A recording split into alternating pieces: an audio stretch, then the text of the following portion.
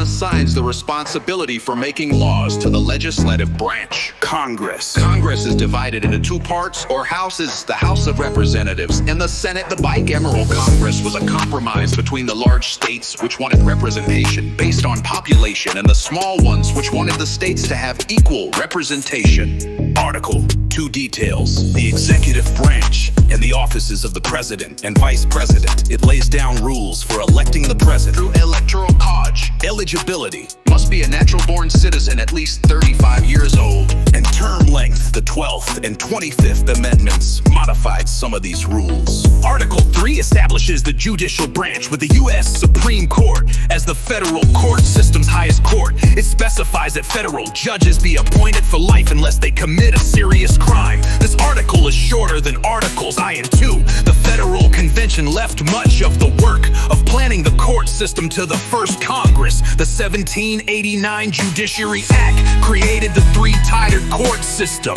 in place today. Article 4 outlines states' powers in relationship to each other. States have the authority to create and enforce their own laws, but must respect and help enforce the laws of other states. Congress may pass federal laws regarding how states honor other states' laws and records. Article 5 explains the amendment process, which is different and more difficult than the process for making laws. When 2/3 of the Senate, 2/3 of the House of Representatives vote to change the Constitution, an amendment goes to the state legislatures for a vote. Alternatively, 2/3 of the state legislatures can submit an application to Congress, and then Congress calls a national convention at which states propose amendments. 3/4 of the state legislatures or state conventions must vote in favor of an amendment or ratify it.